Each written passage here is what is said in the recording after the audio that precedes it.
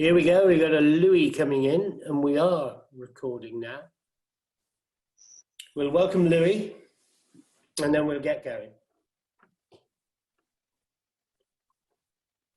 Hi, Louis. Louis, how are you? So again, there we go. We got some video, and Louis has got his microphone on. Are you good, Louis? Hi, how are you? Hi, everyone. So today I'm joining, hopefully, in a more timely fashion than last week. Absolutely, Louis. Yeah, you missed a bit last week. Hopefully, you caught up on the. I did, and I have one question based on last week's. Yes, session, let's go. But I can leave it for the end if you want. I'll tell you what, it will be good. Let's leave it for the end and have questions at the end. Yep. Otherwise, when people keep jumping in, which is fine, I have to then edit if there's a mess of, as I call it, the Planet of the Apes mess, where the mouths keep going, blah, blah, blah, blah, and you can't hear. So we'll leave that one to the end, if you don't mind, Lewis. Okay. Perfect. So we are recording, and I'm going to do a proper welcome so I can get an edit. I don't have to spend too much time in the edit. So, hello everyone. It's brilliant to see you all here. I am going to mute you any moment now. We'll put you on mute because otherwise the entering into, here we go. We're all going to, so it's a hello and then it's a very quick goodbye. I will open it up obviously towards the end, and at any time during, you've got a chat area there where you can ask questions. So hopefully you all know where that is. If not, we'll go through that again at the end. So welcome. I had trouble getting in tonight. I don't know how you guys are. I was a bit late trying to get in because my password was really too hard to remember. It was just too long. So I tried to change it. Excuse me one moment. We've got Peter. Oh, hello, copy. There you go. That's great. So you all know what we're doing on chat. So I tried to change my password, and I tried to change it to penis, which I thought was nice. And they chucked me out because they said, no, that's too short, which was a bit disappointing. But there you go. What you miss if you didn't come on last week, and you can get back on the Zoom, on the actual YouTube on Zoom at the club, is really important, because if you just go on to the Zoom, just for those who miss an episode, there is chat at the beginning and the end, which is quite important. So try and keep up and get into them, get into the meetings. Okay, so little recap here. I'll just change this here and get into the old virtual backgrounds. We'll see if we can see some laser sailing on the Thames. There we go. Well, actually, this is laser sailing in Vasiliki, but that's a far better background than just seeing me. So, quick recap. What we did last week was we went through points of sail, all the different points of sail around the clock, wherever the wind is coming from. And hopefully you've all caught up on that. We did talk about windward and leeward and port and starboard and things like that as well. Excuse my fingers. Here we go. So I'll get a couple of little slides up now, and hopefully we can start drawing some things. What we're doing this week is the 5 essentials. There's a laser fleet on the Thames. That's my hair, just there. That's me. I haven't cut my hair for a while, and the other thing I find that I'm not doing much is washing.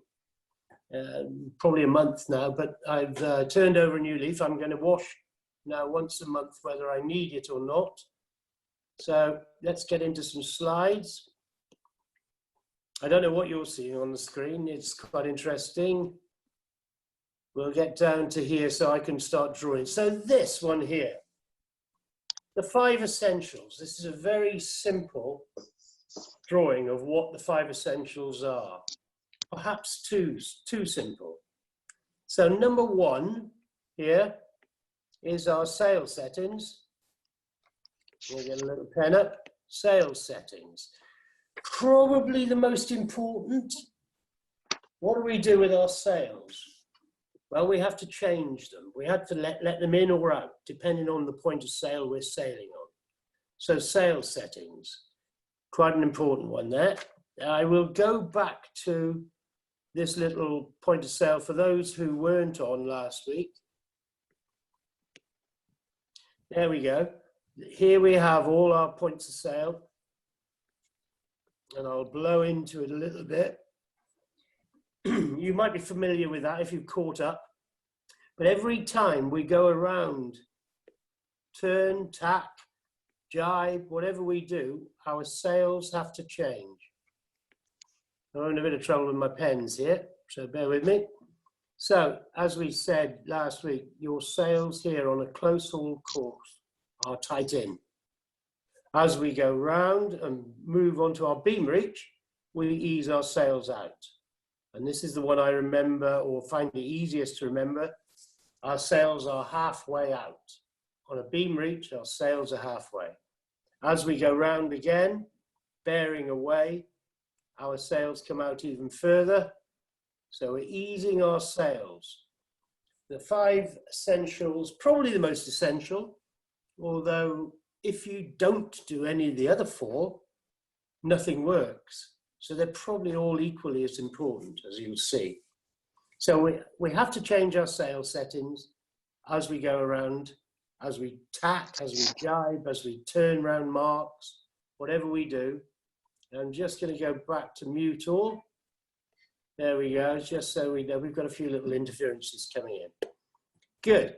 So our sail settings, what do we do with our sails is probably the number 1 5 essential. Okay, let's just get rid of a few of these drawings here and move on to another slide so I can draw some things. So the very simplistic slide that we had earlier, which is here, sail setting number 1. Why is it important? Number 1, because the boat just won't sail unless you've done something, whether you're going upwind here, we're close hauled,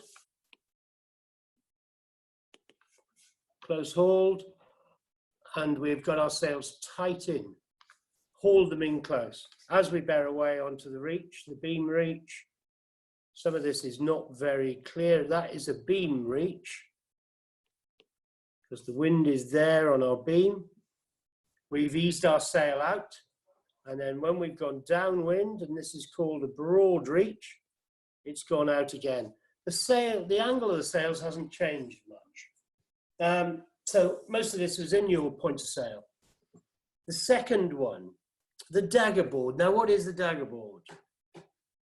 Quite simply, in the middle of the boat, you have got what you can call a fin, a centerboard, or a daggerboard that goes up and down. So there is a rope or a little knob, a handle that can control that daggerboard, and it goes up and down. I'm going to explain it with the points of sail drawing in a minute, but as you can see, upwind here, the daggerboard is all the way down. As we go into reach, it's halfway. Same as the sails are halfway out, the daggerboard, centerboard, is halfway down. Downwind, they're showing it here as if you've got it right up. Well, as a beginner, you're not going to pull it right up because you can keep a quarter of it down just for a little bit of stability to stop the boat moving side to side and rolling. If you're racing, you will want it up because then there's no friction under the water, less friction, and you'll go much faster. But only when you get control will we start to pull it all the way up. Okay, so the daggerboard. The trim. Anybody know what trim is? Now, trim and balance get confused at times. The trim is how far you're sitting forward or back in the boat. So the top one here, upwind, you're sitting further forward in the boat than at any other time. And that is because you want to dig the bow in, which acts like another centerboard. I don't like the word dagger. I'm going to cross that out. This is centerboard. The daggerboard is, they call daggerboards on windsurfers a lot, so you can get confused. So going upwind here, the trim is sitting forward in the boat, and you can see the red line under the water. The bow is down. Here, next one down on a reach, and we're going to call that beam reach. You're probably pretty flat. You want to keep the boat level from fore to aft, from the front of the boat to the stern of the boat. You want to keep it flat in the water. As we go to here, position 3, which is downwind, as you can see, there's a bit of red now at the stern of the boat. People are sitting further back to dig the stern in. What you don't want going downwind is the bow here sticking in the water and stopping you turn. If you're sitting back in the boat, the flat bit, you can actually control the boat quite easily. We're going to come on to these in a little bit more detail. Balance, love balance, number 4 here. 1, 2, 3, 4. Well, balance, as you can see, in every example here, the boat is flat. So to do that, it's the amount of lean out or hiking out of the boat you have to do to keep that boat flat from side to side. We're looking at the front or the back of the boat here. That's either the front or the back. So keeping it flat, side to side, is very important. As soon as you are starting to heel over, which means the boat is going like this, and the wind, which is here, is heeling you over, then the boat starts to do weird things. There's more of one side of the boat. I'll get a different color for that. There's more of this side of the boat now in the water. And so there's more water pressure and friction on this side, and it'll start to turn the boat one way or other. So absolute top tip, balance-wise, keeping the boat flat at all times is the way to go. Number 5, course made good. Well, not a brilliant drawing or diagram, and I'm going to come on to that with a different slide if you don't mind. So these are 5 essentials. And in a minute, we're going to sail this boat around a triangular course and just see what we have to do at every point of sail. We'll go back to the points of sail. We'll raise, I did too much drawing here. Okay, there's another little bit. Okay, so what we're going to do now is go back to the points of sail. And rub that out as well. Bear with me a moment.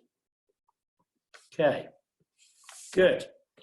Points of sail, we'll home in now on some of these little points of sail. So let's get in here.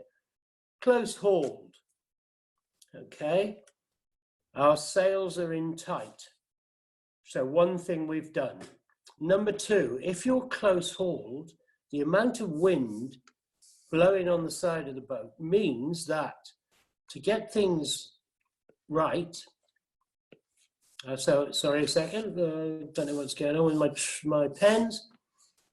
So if you're close hauled, you've got so much wind on the side of the boat that you will have to, and this is the helm, sit right out on the side with probably your buttocks over the edge. There's your crew.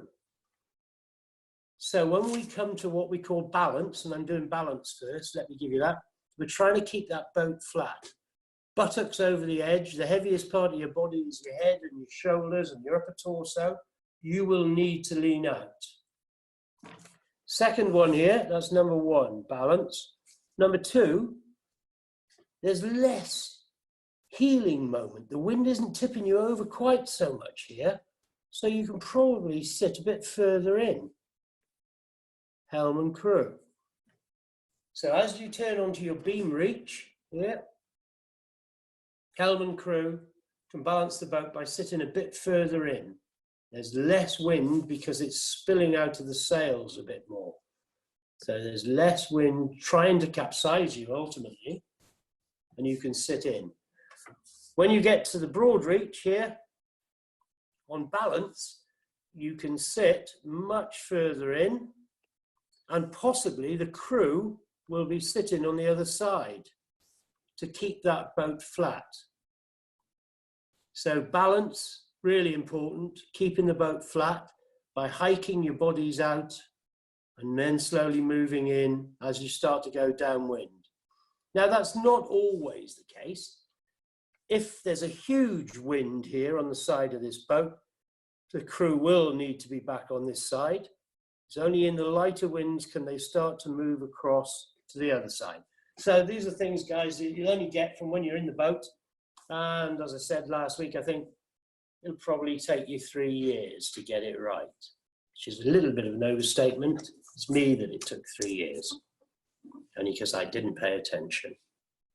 Right, so there's balance. All the time we did the balance, we moved our sails either further out here, and I've got the eraser up again, apologies, I'll get it right. One sail's gone out, that sail's gone out. This one's quite good. It's showing the spinnaker here, which we won't be using. What will happen on this one is as we start to go dead downwind, and hopefully we're not going to do that, our one sail might be out one side here, but our jib, which is in the front of the boat, will be out the other side. And I'll show you that again in a minute, because there's a bit there. So here we go. Lewis is coming back in. Excuse me one moment. Lewis, I've allowed you to join back in again. I don't know why you left. Was I getting that boring? Hopefully not. So we've done sail settings. We have to turn when you turn the boat, you have to move your sail. We've done balance as you turn through all the points of sail. Again, you have to do something with your balance. Let's look at trim, shall we? And the best way to draw this probably is by drawing again here. So if we're going upwind, and this is the big boat, close hauled, sails are tight in, hauled in close. Your trim, which is making sure that the boat is either bow down, flat, or the stern is down. Admitting Lewis again, and he's joined again. So going upwind, close hauled, you're probably going to be sitting, as I say, hiking out, but forward in the boat. And you dig the bow in a little bit going upwind because it acts like another centerboard and stops the boat slipping sideways. Now that's aerodynamic theory, which we will come to, and we'll talk about why you exactly do that, because the boat becomes an aerofoil and you want to dig it in to stop the boat sliding sideways. Okay, as we go onto our beam reach here, you are probably sitting further in and you're moving your bodies further back in the boat to keep it completely flat. Okay, beam reach, sails are halfway out, and we want to keep that boat as flat as possible in the water. We don't want the nose digging in, and we don't want the stern digging in, which will become reasonably obvious when I turn you on to the next one. So here's the broad reach coming up. Broad reach, we're now going downwind. Sails again have moved out, and there. So now we want to sit back in the boat. Sometimes in a big wind, the helm and crew will be right at the back of the boat there, or the crew might have had to move across to here, because we want to keep that boat not just flat, but the stern, the back of the boat has got to be in the water. If you've got loads of wind, it's always coming from the top, and you're shooting down here really fast, if you dig the bow in, then you're going to be out of control. And so if you sit at the back of the boat, there's a flat bit under the stern of the boat. You want that in the water, sliding across the top. You don't need your bow in or your centerboard in to stop you slipping sideways anymore. You want them up and out and sit on the flat bit to make it go properly. Okay, so we've done trim, sitting fore and aft in the boat. We've done balance. We've done our sail settings. Let's have a little look at our centerboard. Why is the centerboard down? I think I've probably given you some of these already. If we are sailing along, we're going upwind and the bow is down in the water, we want our centerboard right down to stop us slipping sideways. It's due to the aerodynamic force of the sails, which act like an aeroplane wing that want to actually shoot you sideways and lift you up. Then you put your centerboard down to stop you sliding sideways. Less important when the boat is flat and we're on our beam reach, just a half is necessary because there's not so much sideways force. There's the water nice and flat this time. And again, I'll try and draw it a little bit skewed, so the bottom of the boat is in. That's really exaggerated. And we don't want anything digging in the water to stop us steering. Tiny bit for you guys until you've got it absolutely nailed. And you can slide along. You don't even actually use your rudder to steer. You use your body weight, which I'll explain a little bit later. Okay, so there's 3. Have I done 3 or 4 here? Probably 4. Sail settings, trim, which is sitting forward or backwards, balance, side to side. We've done the centerboard. And the last one is a little bit more obscure, is called your course to steer. Let's give myself a little bit more whiteboard here to draw on. Okay, so if this is the tide, and I always draw the tide with a wiggly line, okay? And you want to get to a point here, but you're in your boat here, and we're close hauled-ish, going upwind, but the tide is really, really strong. Well, to get to this mark here, I will aim my boat there, because by the time the tide has washed me across to there, I'll be in good shape. So I'll aim here, and actual fact, what will happen is with the tide washing you across, you will get to the point that you want to be. So that's called course to steer, and it's the 5th essential. So let's just come back a second, get rid of a few of these. 5 essential things. Now, if you don't do all 5, it'll be a mess.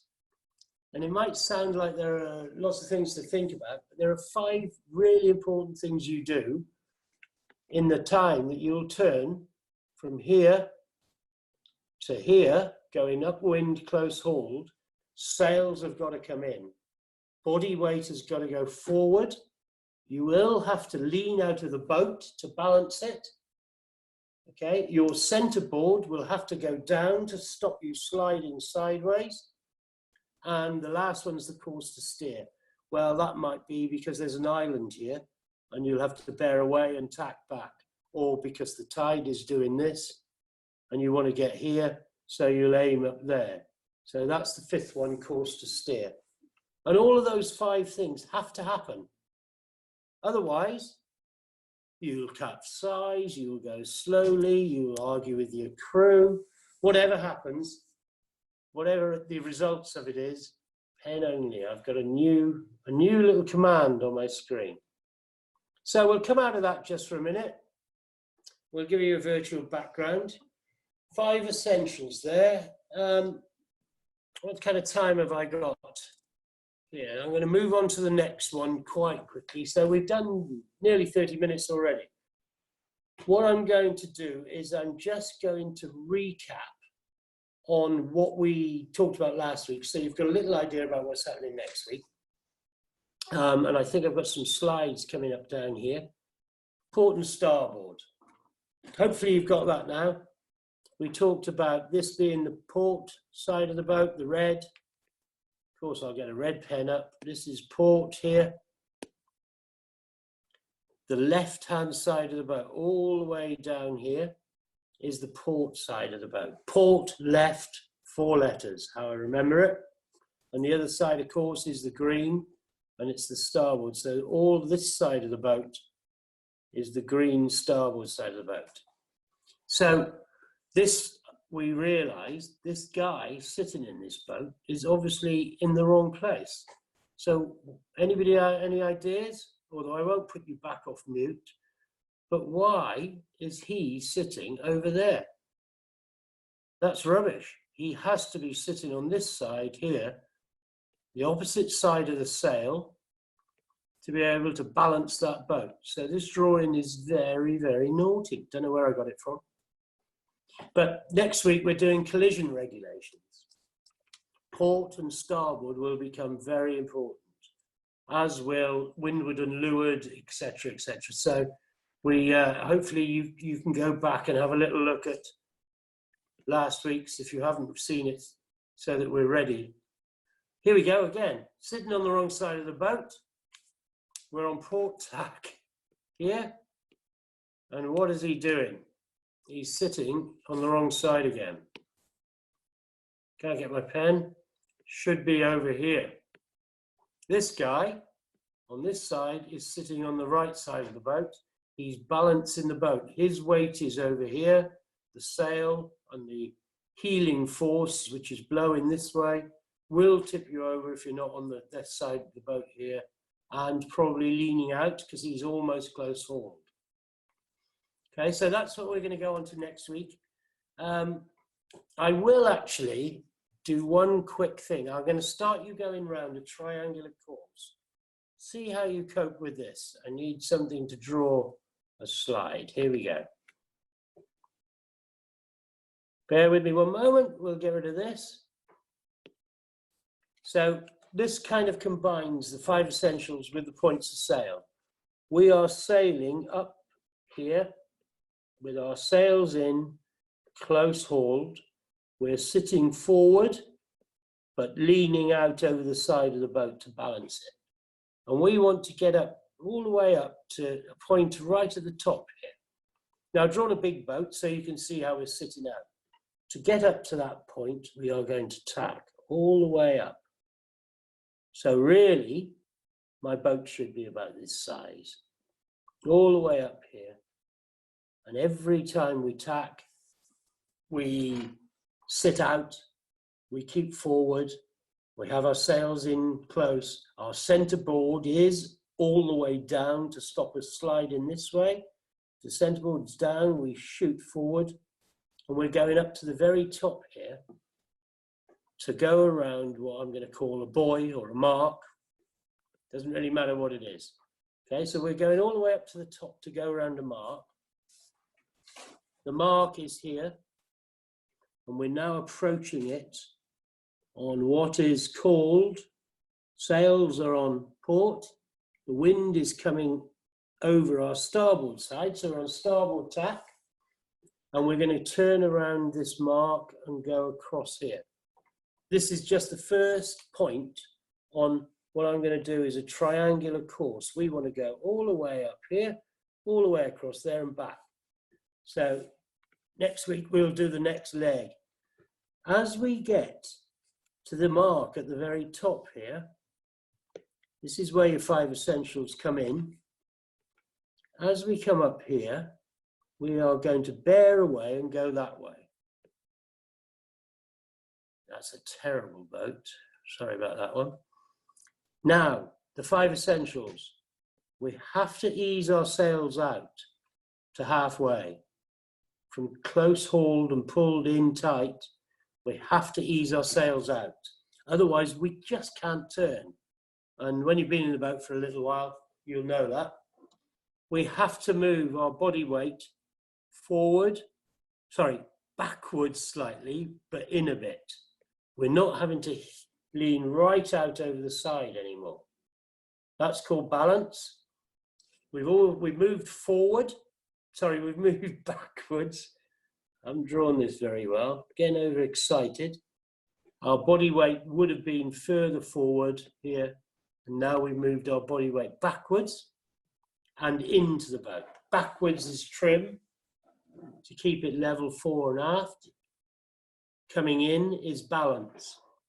Our centerboard, hopefully you remember, our sails are now halfway out. Our centerboard here was all the way down. Now, as we turn around, someone, the crew here in the front, will be lifting that centerboard up to halfway, just only a little bit down. My drawings are getting unruly. So the centerboard, that's the fourth thing that has to come halfway up.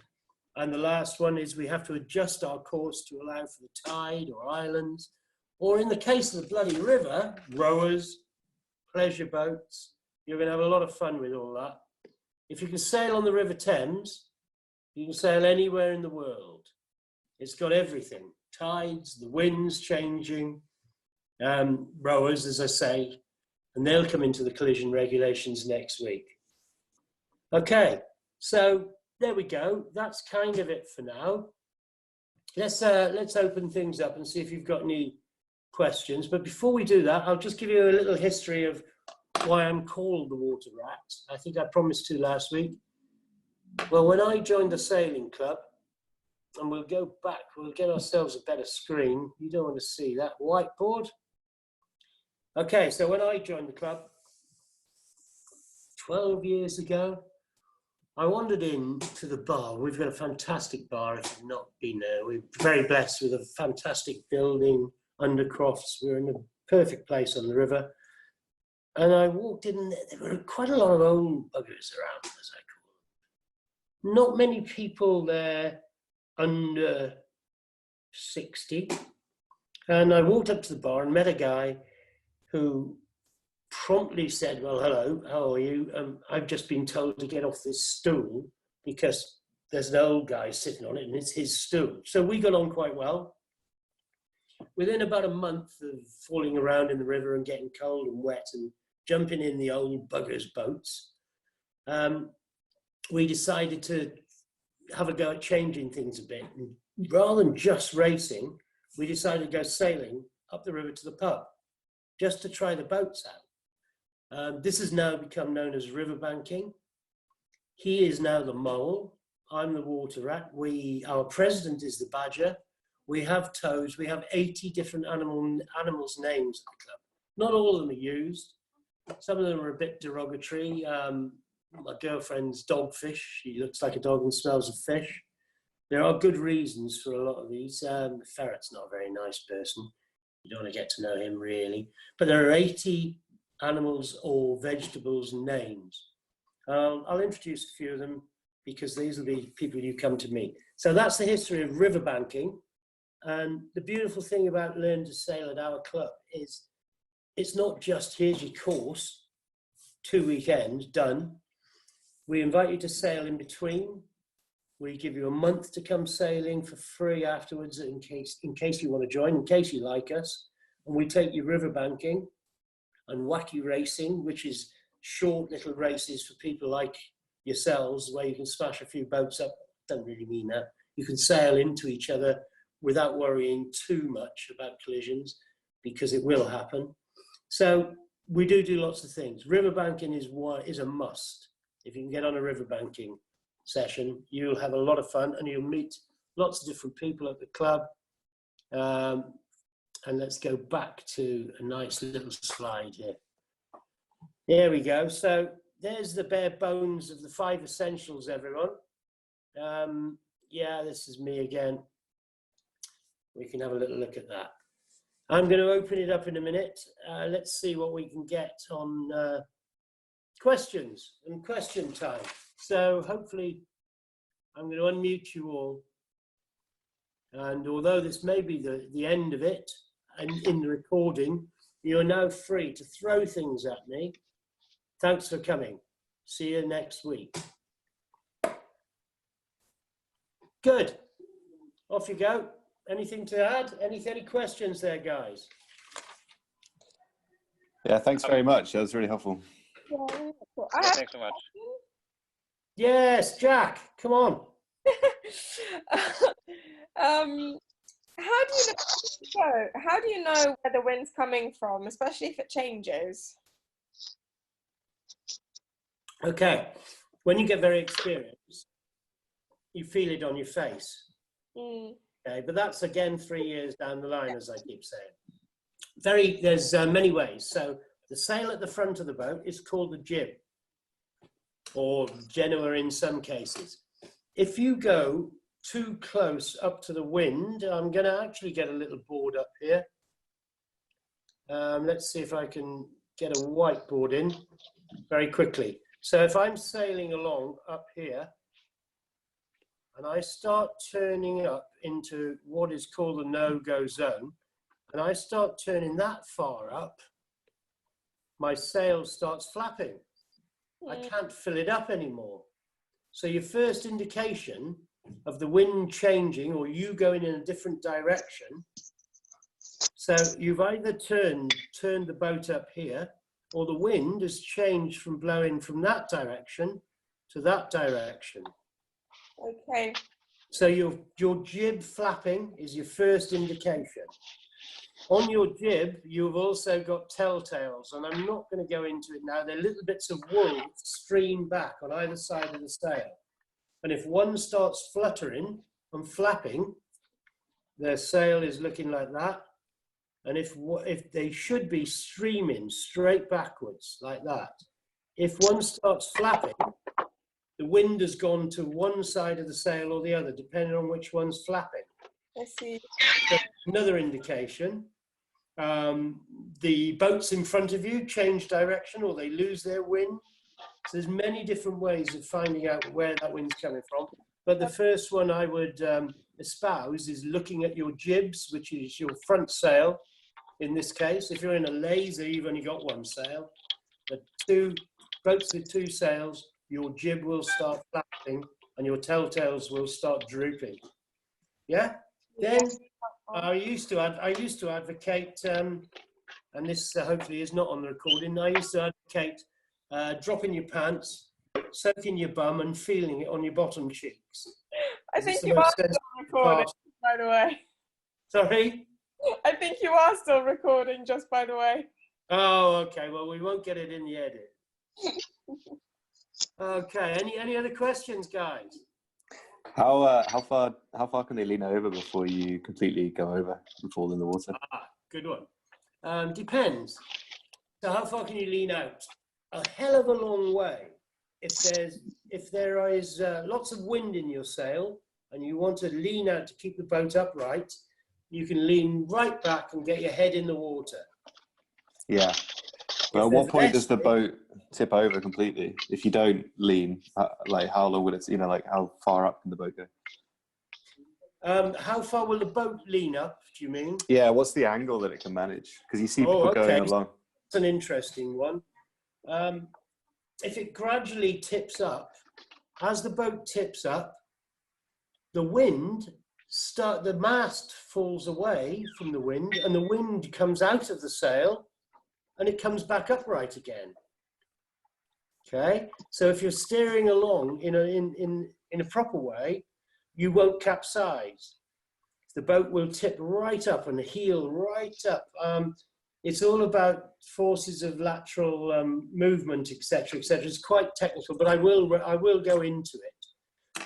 Basically, for now, I think you lean out as much as you can to keep that boat upright, to keep your mast sticking right up in the air, and it can be a long, long way. Both of you at times could have your head in the water. Especially with the Visions, they don't tip over very easily, and they're the ones we train on.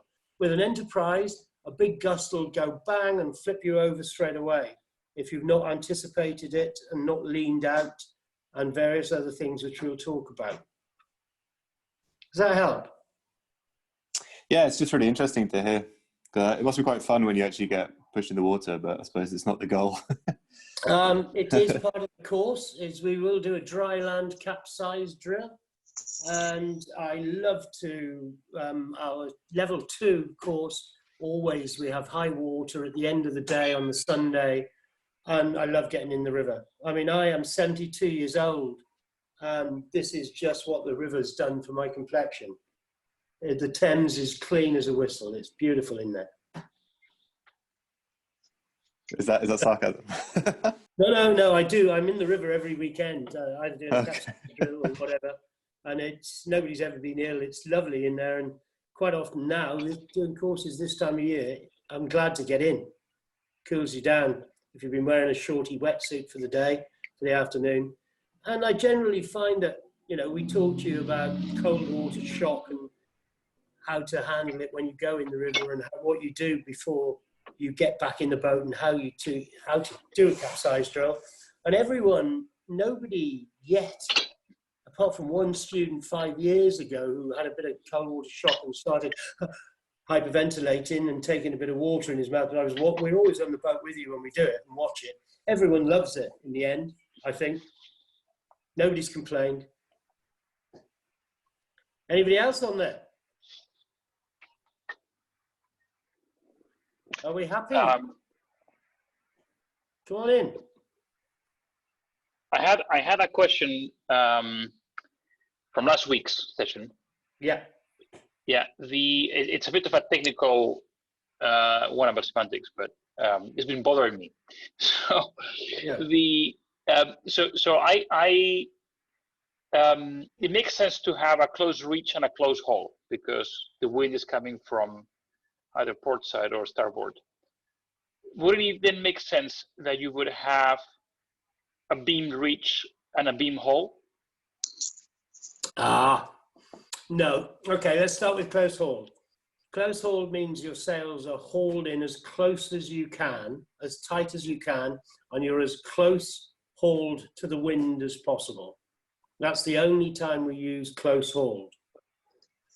Okay, so you've got, let's go for 45 degrees away to our beam reach.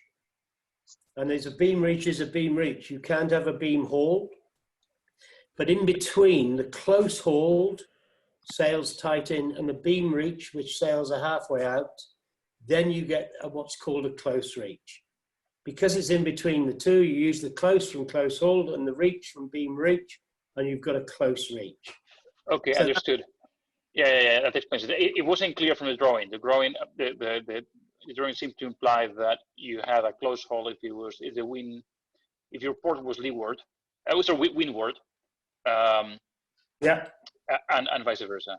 That you had a close reach if your starboard was windward. Okay, I understand where you're getting confused there. That's the drawing, but you have close hauled, close reach, beam reach on either port or starboard tack. The drawing only showed the close reach on port tack, and it only showed close hauled on the drawing. On the start, you have them all the way around. Yeah. Thank you. Good. Good. Any more questions there, guys? Doesn't sound like it. Luis, still in? Good. Thanks for that question. Guys, I'm going to shut off now. There will be a recording of this, hopefully without the naughty bits in. Have a little look just to refresh your minds. And next week, we're going to do all the collision regulations. Who's got right of way on who, and what happens with power boats and rowers and everything else on the river. So good night. Thank you all. Thanks very much. Absolute pleasure.